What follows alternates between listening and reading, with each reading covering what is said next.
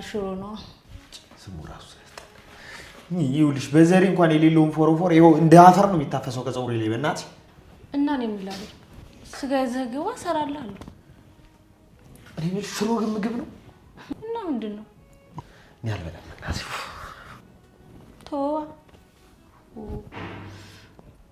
ተወዋ እና እኔ ምን ላድርግ ብር ጨምር አድርገህ መስጠት ነው ስጋ ገዝተና እኔ እኮ ሚስት ነኝ እጄን ቆርጬ ልስራልህ እንዴ ሰይ እንዴት ነው የሚያደርግሽ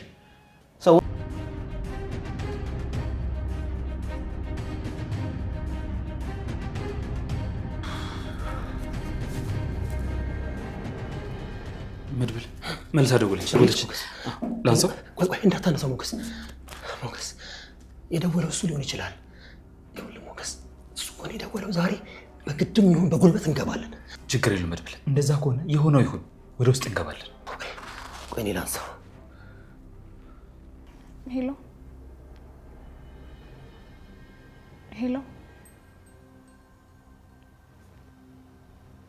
ሄሎ አይሰማም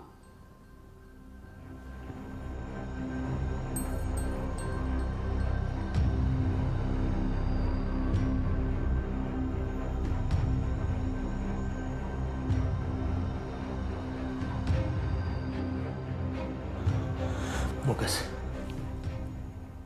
ሄሎ አይሰማም ሄሎ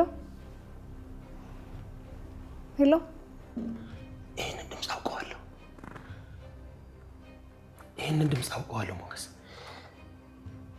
የሆነ ቦታ አውቀዋለሁ ይሄን ድምፅ ሞገስ የሆነ ቦታ አውቀዋለሁ ይሄን ድምፅ ሞገስ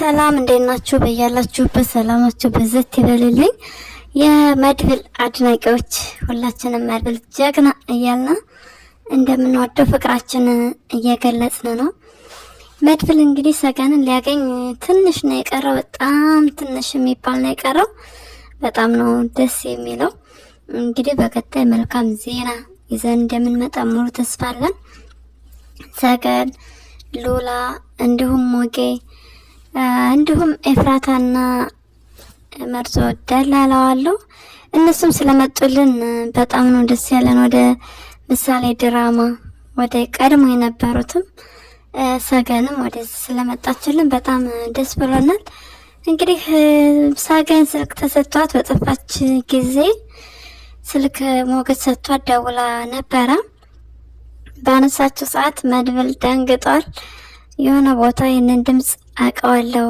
እያለ ነው በጣም ያሳዝናልም ደስ ይላልም ከብዙ አመታት በኋላ እንግዲህ ሊገናኙ አስባችሁታል የሉላና የሞገስም እንደዛ አይነት ተመሳሳይ ነበረ በባለፈው ክፍል ራሱ እንደገለጽኩት ማለት ነው ሉላም የሰገን አይነት ህይወት ነበረ ስትኖር የነበረችው የምትለብሰው ጥቁር ልብስ ነው ከቤት አትወጣ ምናምን ብቻ እስረኛ ነበረች ልጅ እንዳትወልድ ምክንያቱም ልጅ ከወለደች ሰውነቷ ይበላሻል ምናምን እንደዛ ስለሚል ዝና ልጅ እንድትወልድ ያላደረጋትም በተመሳሳይ አክሊሉ ይወዳታል ደግሞ ስለሚቀና ይሰርባታል ያንቃታል ብቻ ተመሳሳይ ነው ምንም ልዩነት የለውም ነገር ግን ሉላ አልሞተችም ለባሏ ብላ ነበር ዋጋ የከፈለችው ሰገን ደግሞ ሞታለች ተብላ እንግዲህ ተቀብራለች ሞታለች ተብላ ያለች ሴት ናች መድብልም በስር ነው ህይወቱን ያሳለፈው ሰገን ስታየው ምን ይሰማት ይሆን እንግዲህ መድብል በጣም ደንግጦ እጅ ካላወጣው ዘራፍ እያለ ይገኛል እሷ የድሮ ፍቅረኛ እንደሆነች አያውቅም ገና አላረጋገጠም ነገር ግን በቃ ልጅቷን ማዳንና ማዳን ነው እቅዱ በቃ ሰባዊነት የሚሰማው ሰው ነው ከምንም በላይ ደግሞ ደስ የሚያሰኘው ነገር ማሂ ደውላ እንግዲህ ነግራዋለች ያለውን ነገር የታረቀኝ ክደትም ገፍቶታል ታረቀኝ እንደካደው ግልጽ ሆኖ አይቶት ስለነበረ እሱ በመከዳቱ የሆነ ተሰምቶታል ደስ የሚለው ምን መሰላቸው ሽጉጥ አለ ብለዋለች ማሂና የሱ ሽጉጥ ጠፍቶ ስለነበር የመድብል ሽጉጥ እንደነበረ እሱን የራሱ መሆኑን ያረጋግጣል እንግዲህ ማሂ ጋር መገናኘት አለበት፣ መዘግየት የለበትም። ማሂብ ልትጨርሰኝ ነው ወይ የምታገኘኝ ብለዋለች። ነገር ግን አይገላትም። መግደል እስር ቤት መግባት አይፈልግም። አሁን እሱ እየታደገ ያለው ሰዎች እንዳይሞቱ ነው እንጂ ሰዎች ለመግደል አይደለም እየሰራ ያለው ለፍትህ ነው። ምክንያቱም ተስፋ ቆርጧል። አግብቶ መኖር ምናምን እቅድ የሆነ ፍላጎት የለውም። እንግዲህ ተስፋ በቆረጠበት ሰዓት ደግሞ የሚወዳትና የሚያፈቅራትን በቃ በልቡ ውስጥ የቀበራትን ሰገንን ሊያገኝ ነው። በዚህ እኛ ደስታችን እጥፍ ድርብ ነው። በጣም ደስ ብሎናል። አለምዬ ውሃ በላሽ። እንግዲህ ምንም ማድረግ አይቻልም። ሰገን አለች። ለአለም ደግሞ በጣም እንግዲህ መርዶ ነው። ቅድስትም ሸረጉድ እያለች ትገኛለች። ብሩክ መድብልና አለም እንዲጋቡ አይፈልግም። አለም ጥሩ ሴት እንዳልሆነች በግልጽ እየተናገረ ነው። ቅድስት ደግሞ እህቷ ስለሆነች ያው ነገሮቹ ሸፈንፈን እያደረገች እንግዲህ ለማግባባት እየሞከረች ነው። ይሄ ፍትሃዊ አይደለም። ቅድስት አይንሽን ገለጥ አድርጌ ነገ ቢያገባትም ካልተመቸችው ይፈታታል። ስለዚህ እሷ ስታጋባ ኃላፊነት አለብሽ፣ ስታገባ ኃላፊነት አለብሽ። ምክንያቱም በዚህ አያያዟ፣ በዚህ ጸባይና በዚህ ስርዓቷ የመድብል ሚስት ሆኖ መኖር በጣም የማይታሰብና የሚከብድ ነገር ነው። ስለዚህ አስባችሁታል? አሁን የቅድስት ትዳር ጸንቶ የአለም ሲፈርስ መቼም መድብል ካልወደደ ካልተስማማ ወደዛ ነው መንገሯ የሚጥላት። ደስ ሳይለው አብራት ሊኖር አይችልም። አብሮ መኖር እኮ በጣም ከባድ ነው አይደለ? ስለዚህ የቅድስት ትዳር ጸንቶ የአለም ከፈረሰ ደግሞ በቃ አለም የሆኑ ጸባዩን በደንብ ተለቅ አድርጋ በክፋትና በተንኮል ነው የምትመጣው። ስለዚህ ቅድስትዬ ማሰብ መቻል አለብሽ። አሁንም ብቻ ሳይሆን ለወደፊት ማስቤ። እሷ እንግዲህ አሁን ላይ እንዴት ብሩክ ሄደሽ ተኛሽ፣ እንዴት እጅ ለእጅ ተያያዘሽ እያለች ፍጥጥ እያለች ነው። በተቃራኒ ደግሞ ያላገባችውን ብዙ አብራ በፍቅር ያልቆየችውን ትላንት ያወቀችው መድብልን አበሬ ካልተኛው ግጥም አድርጌ ካልሳምኩ እያለች የምትገላገል ሴትዮ ነች። አስባችሁታል? እሷ ምግብ አልበላችም በእያለች ምሳሌን ራሱ እየደለለቻት ነው። እንግዲህ ዳጣ ትክክል ነች። እኔ በዳጣ ሀሳብ እስማማለሁ። ዳጣዬ አንቺ እኮ በቃ በጣም የምትለይ ሰው ነሽ። እውነት ስወድሽ በምክንያት ነውና አይቻልም። መድብልን ታገባለች ብሎ ማሰብ አጨራሽ ነው። ቅድስትዬ ምንም ማድረግ አይቻልም። ፍትሃዊ ሆኜ እሱ ለሷ ይመጥናል፣ እሷ ለሱ ትመጥናለች ወይ ምን አይነት ስብዕና አላት የሚለውን ነገር ማሰብ መቻል አለብሽ። አገናዝቤ ቤተሰብሽ ስለሆነች ብቻ ጀግና ወንድን ማግባት አለባት ብለሽ ማሰብሽ ትክክል አይደለም። የጀግና ወንድ ሚስት ጀግና ሴት መሆን መቻል ስላለባት ማለት ነውና እንግዲህ ምንም ማድረግ አይቻልም።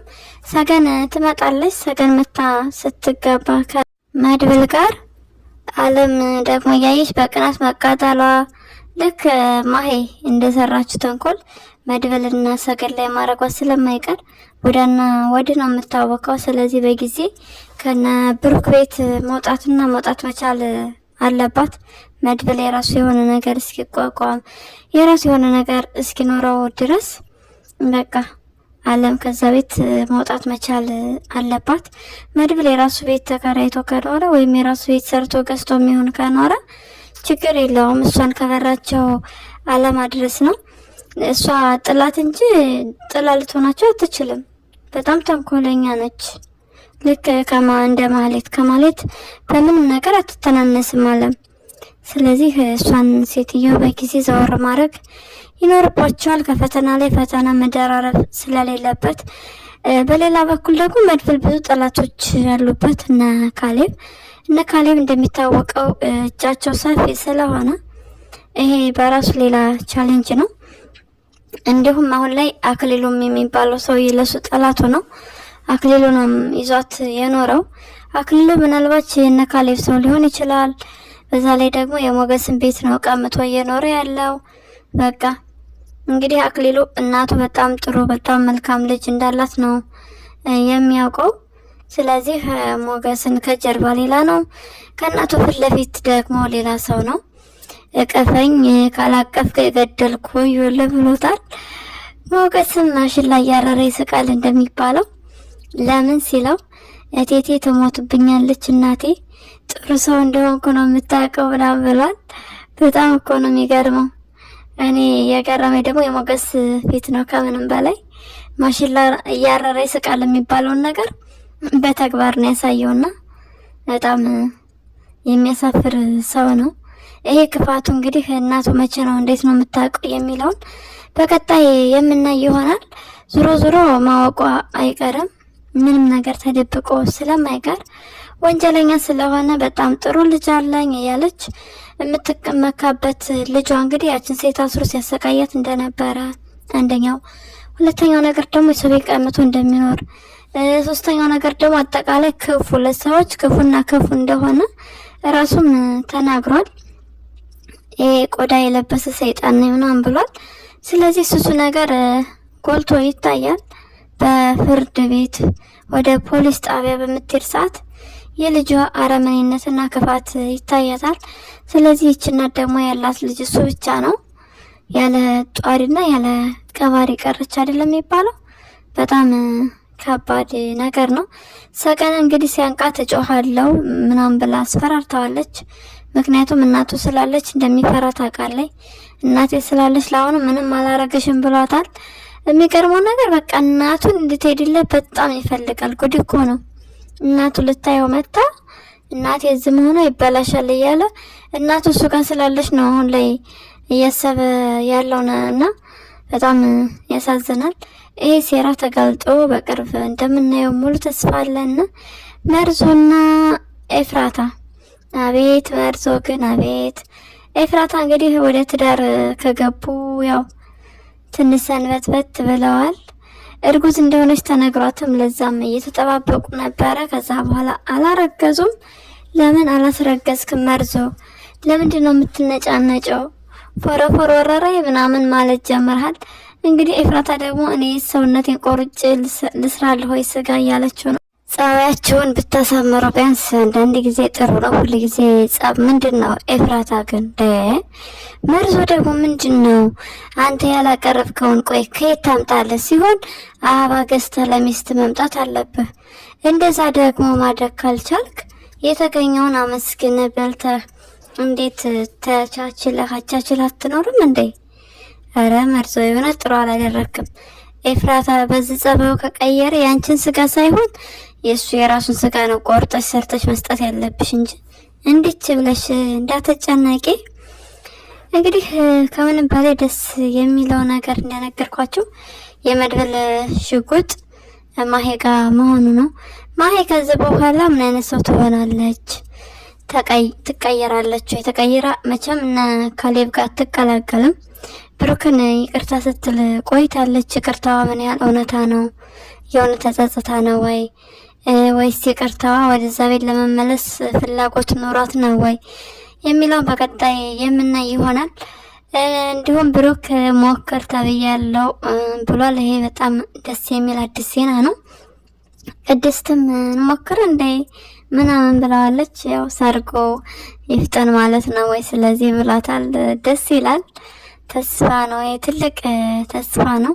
እንደተባለውም እንግዲህ አልወልድም ብሎ እንደዛ ሲቀውጠው ያዙኝ ልቀቁኝ እሪ ቁቁ እያለ ተስፋ ቆርጦ ሰው ገሎ ለመታሰር የሚፈልግ ሰው ነበረ።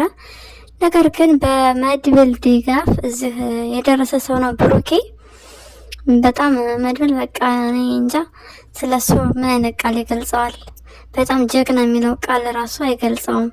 ከወንድሙ ጎን ሆኖ ተስፋ በቆረጠ ሰዓት እየተቆጣ ለመግረፍ ሁሉ ይፈልጋልና ብቻ በጣም ትልቅ እና ብዙ ብርታት ጥንካሬ ነው የሆነው።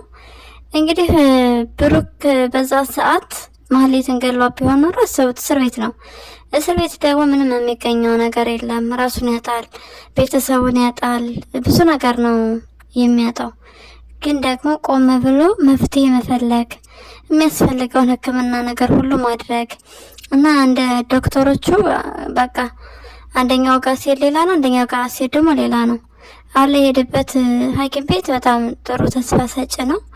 ሞክረህ እንግዲህ ካላረጋገጥክ እና ካላየህ እንደዚህ ነው እንደዛ ነው የሚለውን ነገር አናቅም ብለውኛል ነው ያለው። ስለዚህ ግዴታ መሞከር መቻል አለብህ ብሩኬ፣ መበርታት ነው። ሰርጉ ይፍጠን። ቅድስት በጣም ነው የቸኮለችው። በዛውም የዓለም እየተባለ ነው። ዓለምን እርሷት። እንግዲህ ዓለም ማስረሻ ነች። ዓለም ከዚህ በኋላ ማስረሻ ናት። ግን ደግሞ አልተሳካም። ተጌታለች ሰገን ለዓለም ይሄ መርዶ ነው። ምንም ማድረግ አይቻልም። ዓለምዬ ቢጠናም መድብል እንግዲህ ሶፍት ይዞልሽ ይመጣል በእርግጠኛነት። ለዛሬው የያዝነው ቪዲዮ ይህንን ይመስላል። በሌላ ቪዲዮ እስክንገናኝ መልካም ጊዜ እንዲሆንላችሁ ተመኘው። ለቻናሌ አዲስ ከሆናችሁ ሰብስክራይብ፣ ላይክ እንዲሁም ሼር በማድረግ ቤተሰብ ሁኑ። ሀሳብና አስተያየታችሁንም ደግሞ ኮሜንት ላይ ጻፉልኝ። ስለምትከታተሉ ከልብ እናመሰግናለን። መልካም ጊዜ። ባይ ባይ።